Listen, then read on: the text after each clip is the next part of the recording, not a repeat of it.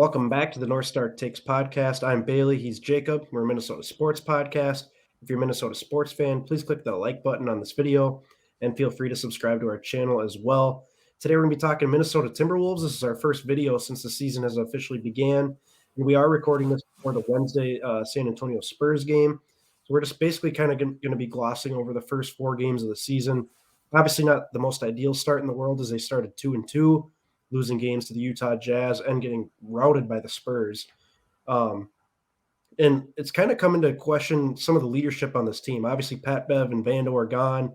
And we're kind of starting to see now, like, who are the true energy guys on this team? Who are the guys that really get this team going, motivate these players? And then you got the post-game comments from Kat talking about Ant's diet potentially. And, because there was a question asked about Ant on the second night of a back-to-back.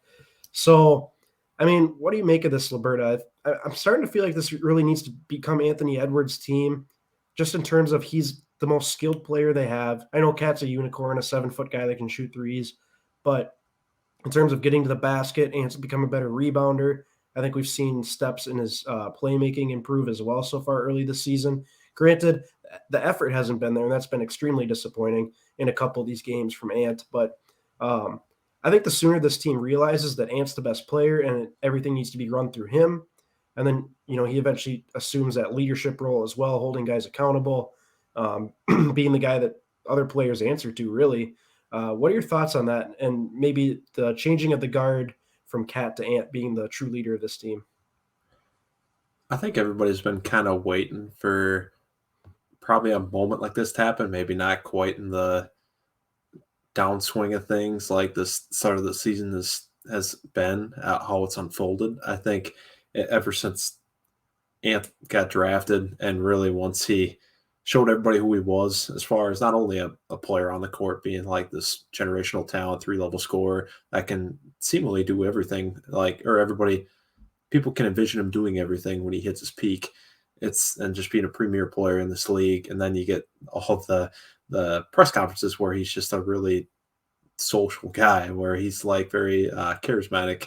I mean, the way this guy carries himself, he's just somebody everybody gravitates towards. So it felt like this was inevitable at some point where it kind of become more Ant's team rather than Cat's team, like it's been since Cat got drafted #1 back in the day, and really, especially once he made the All-Star game for the first time, things like that. So I think this has been a long time coming, and it feels like now could be an inflection point. We still might be another year or two away, but it kind of feels like we should trend more in that direction. Maybe it doesn't have to happen overnight, but it feels like in moments like this, after a really ugly loss against the Spurs in that first matchup, it feels like a time where Cat again shows his, especially in moments of really a bad play from this team, shows his lack of awareness. I feel like he's very, very tone deaf. I mean, he's deflecting blame, criticizing Ant for his diet, and like that just seemed off because it's like, well, Ant said before the season, like he cut that out. Like he had those 4 days off before training camp started, and since then it's been like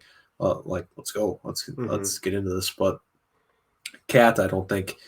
Again, it goes back to lack of social awareness, where it's just he's not the guy that's going to lift us up in a time of crisis. I feel like he just kind of makes it worse because I just don't think he really knows what to do. So he just, the energy that comes off from him, you just don't believe him. Like, it just feels fake. It's like we were talking off camera here right before this. It kind of reminds you a little bit of Russell Wilson. So it's like you'd kind of like to see more from your supermax player like this, but it's just not the case, and I don't think it ever will be. I don't think there's changing Cat's wiring now, so it kind of falls on Ant then to be the next natural leader, because in my opinion, I think D'Lo and Rudy are obviously nice players in their own right, and I think that they're very good at what they do, but they're gonna, I don't think they're gonna deviate too much from who they are. And again, I think it's Ant's the up and comer that we're gonna build the franchise around beyond just this nucleus that we have now. Like, there's probably a second iteration of this coming in a number of years, where it's like we're kind of reloading around Ant, like assuming Ant turns into the guy we expect him to be.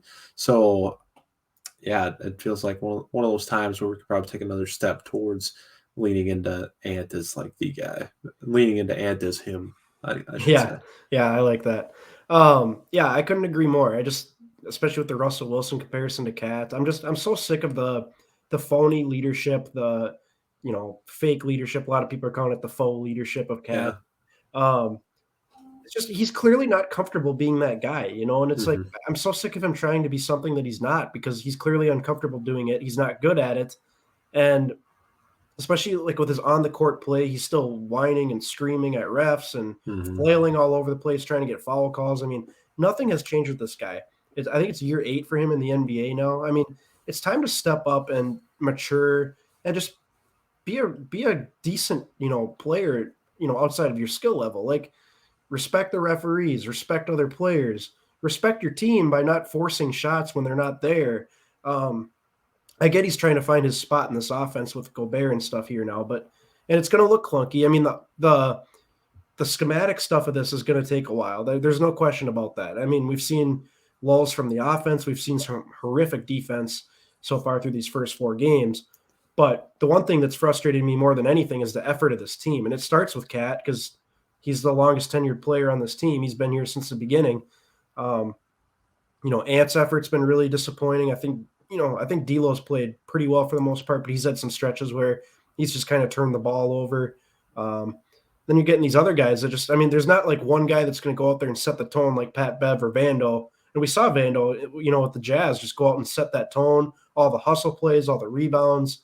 He played a phenomenal game. So it's tough, man. I mean, they're going to have to try and find a way to replace that. You'd like to think, Ant can step up and be that leader, be that energy player, because obviously he's the player that gets everyone up on their feet when he's throwing down a thunderous dunk or gets a steal and he's out in the open floor, stuff like that. But we also have to remember he's only 21 years old. Now, I'm not condoning him shooting 3 for 15 and scoring 9 points in a game. That's absolutely unacceptable in your third season in the NBA. I don't care if it's on a back to back. I mean, we're playing a bad team. You're playing the Spurs, who are a lottery team, like without a doubt.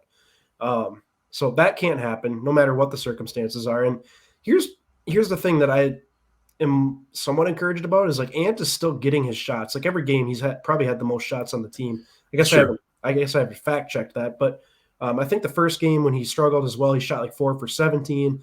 This last game, he shot 3 for 15. So he's getting his shots. It's just more about he needs to finish at the Execution. rim. Yes, exactly. Needs to finish at the rim. Needs to shoot better from three. Um, so he's still getting the volume that I think we want him to get. Maybe get a little more because I think they're probably feeding Gobert a little more than he probably needs to be. But and Cat's, scoring wise, at least the last couple games is seeming to find his groove. D'Lo, I think, is right where we want him in terms of scoring, and maybe could be up a little more in assists.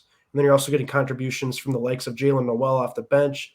Jaden McDaniels is in double digit scoring, which is good to see. So I think they're going to figure it out offensively. Defensively is definitely a concern, just with Cat having to guard out at the perimeter. The changing of defensive schemes from last year, we've seen some real struggles. I mean, they've even had to resort to zone in some of these games just to fend off some of the dribble penetration and stuff like that. So it's been a struggle. I hope, I still trust in Chris Finch that he can figure some of this stuff out. But in terms of like the effort and the leadership and stuff like that, I mean, some of these players, specifically Ant, preferably, I mean, just need to step up and someone needs to just take over and be that guy. Yeah, absolutely. I think somebody's got to fill the void that Pat Bev especially left behind because he was definitely a player who picked us up in those down moments when, quite honestly, the effort lacked last year at Mm-hmm. certain points, whenever it was. I know it kind of popped up here and there, but like I feel like Pat Bev nipped in the bud pretty quick because it was just that's not why he rolls. It's not a team he plays on. So Yep. I think he was definitely a guy who helped us in that regard when we came out a little sluggish, a little lethargic. I think he would definitely set guys straight and put us back on the right path. So I think we need a guy to kind of fill that hole on this team, find out who it is that's going to Right. be like, hey, this is just unacceptable. Like, we can't play like that again like the other night. So, I mean, whoever it is, whether it's Ant or whoever, I think somebody's got to assert themselves and make sure this doesn't happen again because we can't get embarrassed like that on our home floor against a lottery team, like you said. So, I'm hoping for, I'm hoping this is a wake up call and kind of everybody can reset a little bit and be like, yeah, we can't just like expect to show up and win. Like, we actually have to like put some effort into this and try and definitely hustle a little bit more, I guess. It's like, well, just because we have more talent than a lot of teams are going to play, like that doesn't necessarily mean we're going to win, especially at home, Right. even against a bad team. So, like, I'm hoping this is the last we see of that, but I guess you never know. So, looking forward to seeing it again. Still very early in the season to this point. As recording this again, we played 4 games, so not really sure what the rest of the season holds, but hoping for better sooner rather than later. Yeah, you'd like to think it can't get any worse. I don't think they're gonna have the same luxury that they did last year in terms of basically being a 500 team up until January and then just kind of turning it on and forcing yourself up the standings, becoming the 7th seed. I still think the West is going to be too strong this year. You got Portland's off to a hot start. Whether they Sure. remain good or not remains to be seen. But that's kind of a team we didn't really think about at all this offseason in terms of being one of the contending teams in the West. But as long as they got Dame, I mean, they can be a pretty good team. And then you obviously got the Nuggets, but they're off to kind of a sluggish start as well. The Clippers are at 2-2, I think, but they've been resting, George and Leonard. So, yeah, it'll be interesting to see how this all turns out. But hopefully they can get back on track here. This next game against the Spurs. Obviously, this video will drop after that happens. But um, so yeah, it'll be interesting to see. But yeah, like you said, long season, and there's the talent is there. It's just about making it work. So, Yep. any other final thoughts from you? Yeah, I don't think it's necessarily time to panic. I think it's fair to criticize the team right now for how much effort they're putting on the floor because that has nothing to do with gelling or really nothing to do with anything other than just like how much you want it. And I think these guys got to show that they want it. Now we've Yes. assembled this team that theoretically we think can win a championship or at least contend for one. So you got to see more there. But as far as like the actual smoothness to it, I guess if it looks like they're putting forth a good effort where it's like it's maybe we win some gritty, grimy games. Like I think I'm okay with that. It Mhm. looks like we're building, looks like we're trying out there at least. Then I can live with that. I don't think we need to press the panic button on this working yet, just because it's very early. So I think there's still time to let that play out. I mean, heck, you mentioned the team last year, how long it took them to get it together. Like you said, it's very true. It's like I don't think we have that quite that luxury, but at the same time, that teams can get hot in the second half of the season. That's ultimately when you want to be playing your best basketball. So, for instance, the Celtics last year, like they were Yeah. about ready to blow up their team in January, but then they stuck with it and they end up going on a run and all the way to the finals. So, I mean, it can happen. It's just we gotta be patient on reaching the peak of this team, but it's definitely fair to criticize the effort you saw the other night. Yeah, for sure. And we just have to remember, I mean, this team's basically locked in for the next few years. Yeah, Outside of D'Lo, really, we got a lot of these guys in place for the next several years. So, this year might not be the best year of this team or the best version. It could happen within the next couple of years, but I mean, obviously, we want them to have a solid season and make a playoff run. So, um, exactly. we'll just see how it turns out. But that will do it for this edition of the North Star Takes podcast. Like I mentioned earlier, please click the like button on this video. And also feel free to subscribe to our channel if you haven't done so already. Feel free to give us a follow on both Twitter and Instagram and let us know your thoughts in the comments section below. What do you make of the sluggish start to the Timberwolves season? Do you think Anthony Edwards should be the leader of this team and that this should be his team? And any other thoughts you might have on the Timberwolves and their start to the season. So until next time, thanks for watching.